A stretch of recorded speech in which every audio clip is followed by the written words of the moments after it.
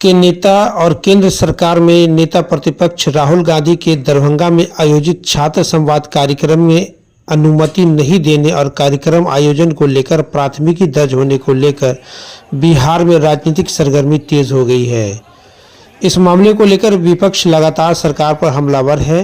इसी कड़ी में पूर्वी चंपारण जिला कांग्रेस प्रवक्ता आशीष रंजन सिंह ने नीतीश सरकार पर हमला बोलते हुए कहा है कि राहुल गांधी लगातार देश भर के युवा और छात्रों से मुलाकात कर उनसे संवाद कर रहे हैं, उनके दुख दर्द को सुन और समझ रहे हैं, लेकिन नीतीश सरकार उनके कार्यक्रम की अनुमति नहीं देना और कार्यक्रम के बाद राहुल गांधी सहित छात्र नेताओं पर प्राथमिकी दर्ज करना बिल्कुल ही निंदनीय है। जनता सब देख रही है, आने वाले बिहार विधानसभा चुनाव में भाजपा और जदयू को सबक सिखाएगी।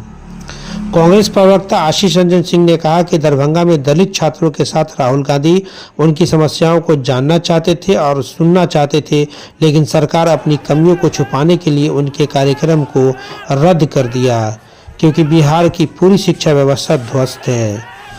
उन्होंने आगे कहा कि हमारे नेता राहुल गांधी यह मानते हैं कि छात्र और युवाओं की लड़ाई के दौरान प्राथमिकी दर्ज होता ही है और वह एक मेडल के समान है। मोतिहारी से अरविंद कुमार की रिपोर्ट।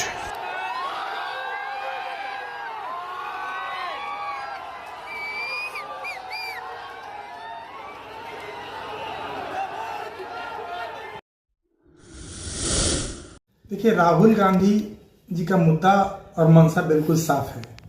वह बिहार को बदलना चाहते हैं और वह बिहार को मजबूत और सशक्त बनाना चाहते हैं। वो हर क्षेत्र में बिहार के लिए कार्य करना चाहते हैं, चाहे वो शिक्षा का मामला हो, चाहे वो किसान का मामला हो, चाहे वो बेरोजगारी का मामला हो। अभी आप देखिए, विगत 1-2 महीने पहले ही वो आए थे जब पलायन रोको नौकरी दो यात्रा की शुरुआत हुई थी अपने चंपारण के भितिहरवा आश्रम से, और इसी क्रम में शिक्षा न्याय संवाद इस कार्यक्रम में वो पहुंचे दरभंगा छात्रों से संवाद करने। और लोकसभा के नेता प्रतिपक्ष हैं, उनको तो कहीं किसी को रोकने का अधिकार ही नहीं है, और वो भी छात्रों से मिलने के लिए तो किसी को रोकने का अधिकार होना ही नहीं चाहिए। पता नहीं बिहार सरकार को ऐसी क्या आवश्यकता आन पड़ी कि रातों रात उसी प्रशासन ने, उसी सरकार ने एक दिन पहले तक उन्हें सभी कुछ क्लियर दे दिया था कि आप यहाँ प्रोग्राम कर सकते हैं, सभी किस की तैयारी कर सकते हैं, और वही प्रशासन रातों रात बैठक करके और रात में ही आप लेटर निकालते हैं कि हम कोई कार्यवाही यहाँ पे कार्यक्रम नहीं होने देंगे। ये तो मंशा साफ दिख रही है। इसका मतलब कि राहुल गांधी का बढ़ता ग्राफ, बिहार में उनका लगातार यात्रा, लोगों से वार्तालाप, लोगों से मिलना, उनकी न्याय यात्रा, हर कार्यक्रम में लोगों के साथ एक मजबूत बिहार बनाने का दृष्टिकोण बिहार सरकार को, जो अभी की बिहार सरकार है, उनको पसंद नहीं है। क्योंकि एनडीए नहीं चाहती है कि राहुल गांधी बिहार को मजबूत करें। बिहार को अगला राज्य एनडीए देखना ही नहीं चाहती है। शुरू से ही आप विगत 20 वर्षों में देख लीजिए शिक्षा की क्या व्यवस्था है। लोग कहते हैं कि आप पहले की बात करिए। अरे भैया, पहले की बात तो तब करते ना जब आप 2 साल की सरकार चलाए होते। आप 20 साल की सरकार चलाए हैं, उसके बाद भी आज 3 साल में डिग्री नहीं मिल पाती है, और आप नई शिक्षा व्यवस्था की बात कर रहे हैं। केंद्र सरकार कहती है कि हम नई शिक्षा प्रणाली लेके आए हैं, CBCS, state based choice system.